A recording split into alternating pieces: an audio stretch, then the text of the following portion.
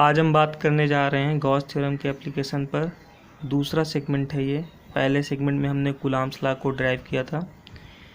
अब ये दूसरा सेगमेंट है जिसमें इलेक्ट्रिक फील्ड की इंटेंसिटी हम फाइंड करेंगे इनफाइनाइट लेंथ ऑफ वायर के कारण। तो वीडियो को लास्ट तक देखिएगा क्योंकि पिछले सेक्शन से थोड़ा सा डिफरेंट है, और जब आप वीडियो को पूरा देखते हैं बिना स्किप किए तो ही आप अच्छे से समझ पाएंगे। अब देखिए, सबसे पहले हम इनफाइनाइट लेंथ को समझ लेते हैं। इनफाइनाइट लेंथ का मतलब हमारा उस लेंथ से है जिस लेंथ तक फील्ड होगा। इस पॉइंट से लेकर इस पॉइंट तक कंसीडर कर लेते हैं कि इलेक्ट्रिक फील्ड है, बाकी जो इसकी वायर की लेंथ है वो इलेक्ट्रिक फील्ड के बाहर है। तो ऐसे वायर को हम क्या कहेंगे, इनफाइनाइट लेंथ ऑफ वायर। अब इसमें हम कंसीडर कर लेते हैं एक गॉसियन सरफेस। देखिए कैसे करना है, मैं आपको थोड़ा सा बताता हूँ। जैसे कि ये आप मान लीजिए कि ये क्या है, ये एक गॉसियन सरफेस है, ठीक है, सिलेंड्रिकल। गॉसियन सरफेस की खासियत क्या होती है कि ये पूरे तरीके से कवर करना चाहिए। अब ये वायर है, मान लेते हैं ये क्या है, वायर है। अब इसके लिए अगर हमें गॉसियन सरफेस खींचना है तो हमें ऐसा कंसीडर करना पड़ेगा, ठीक है, जिससे कि क्या होगा, ये पूरी तरीके से इसमें ढका होगा। अब जैसे कुछ लेंथ ये बाहर दिख रही है तो ये इलेक्ट्रिक फील्ड के बाहर है, और जबकि जो भी ये सरफेस दिख रहा है ये क्या है, गॉसियन सरफेस है। अब अगर ये गॉसियन सरफेस है तो इससे पास होने वाला फ्लक्स तीन सरफेस से जाने वाला हो सकता है।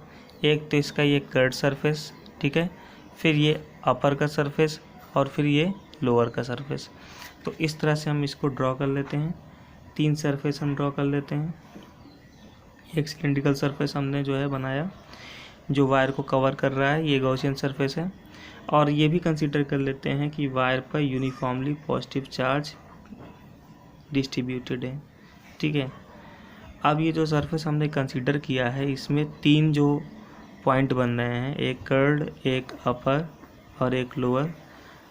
अपर में एरिया वेक्टर ऊपर की ओर है, जबकि इलेक्ट्रिक फील्ड क्या है, उससे अवे। और कर्ड में दोनों की डायरेक्शन सेम है, कर्ड भी उसी डायरेक्शन में है जिस डायरेक्शन में इलेक्ट्रिक फील्ड है। तो इसी तरीके से लोअर सरफेस में एरिया वेक्टर नीचे की ओर है, इलेक्ट्रिक फील्ड अवे है।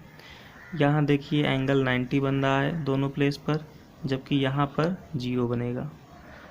अब स्टार्ट करते हैं। तो जो टोटल फ्लक्स होगा वो तीनों के सम के इक्वल होगा, यानी E dot D A upper plus E dot D A lower और plus E dot D A curved, ठीक है। अब डॉट प्रोडक्ट कॉस बनता है तो ये कॉस 90 जीरो हो जाएगा, अपर भी जीरो हो जाएगा, लोअर भी जीरो हो जाएगा। जो टोटल बचेगा वो क्या बचेगा, ड्यू टू कर्ड बचेगा। तो फाई इक्वल टू क्या हो जाएगा, E इंटीग्रल डी ए, ठीक है। अब देखिए यहाँ पे आपको समझना है कि जो बचा वो हमारा था कर्ड, और हम इस लेंथ को कंसीडर कर लेते हैं L, ठीक है, जबकि इसका जो रेडियस है वो हम कंसीडर कर लेते हैं R। तो जो टोटल सरफेस एरिया होगा वो कर्ड सरफेस एरिया कितना हो जाएगा, 2 पाई आर एल, ठीक है। But according to Gauss theorem हम जानते हैं phi equal to Q by epsilon naught होता है, ठीक है। मान लेते हैं कि क्यू चार्ज इनक्लोज्ड है उस सिलिंड्रिकल सरफेस में, तो चार्ज का 1 अपान एप्सिलॉन नॉट टाइम्स होगा फ्लक्स। तो ये क्या हो जाएगा, Q upon epsilon not equal to E और 2 पाई आर एल। अब देखिए इसमें एक नई डिफिनेशन आती है कि अगर कोई लीनियर चार्ज, मतलब कोई चार्ज किसी लाइन के थ्रू फैला हुआ है, डिस्ट्रीब्यूटेड है, तो वो चार्ज की जो डेंसिटी होती है उसे लीनियर चार्ज डेंसिटी कहते हैं। इसको हम अलग से समझ लेते हैं कि लीनियर चार्ज डेंसिटी क्या है, एल लेंथ के ओवर जो चार्ज पूरे वायर पर डिस्ट्रीब्यूट है, इसको हम कहते हैं लीनियर चार्ज डेंसिटी, ठीक है। यहाँ से क्यू की वैल्यू लेमडा इंटू एल आ जाएगी, तो ये हो जाएगा lambda into L upon epsilon not equal to E and 2 pi R L.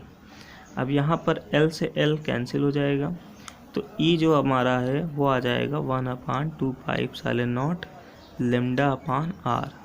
ये इलेक्ट्रिक फील्ड का फॉर्मूला है। अगर वायर इनफाइनाइट लेंथ का है तो ये इलेक्ट्रिक फील्ड होगी। अब देखिए मैंने आपको कहा था कि लास्ट में भी मैं कुछ इंपॉर्टेंट बताऊंगा, तो देखिए यहाँ पर क्या है कि E प्रोपोर्शनल 1/r है। अब देखिए ये रिलेशन आपको ये शो करता है कि अगर हम एक ग्राफ खींचते हैं तो वो ग्राफ डिस्टेंस के साथ इलेक्ट्रिक फील्ड का कुछ इस तरह से होगा। ये बहुत इंपॉर्टेंट सी चीज़ है, इसको बोर्ड एग्जाम में अक्सर पूछा जाता है इससे रिलेटेड, तो इसको आप अच्छे से समझ लीजिए, ठीक है। और नेक्स्ट एप्लीकेशन पर हम नेक्स्ट वीडियो में बात करते हैं।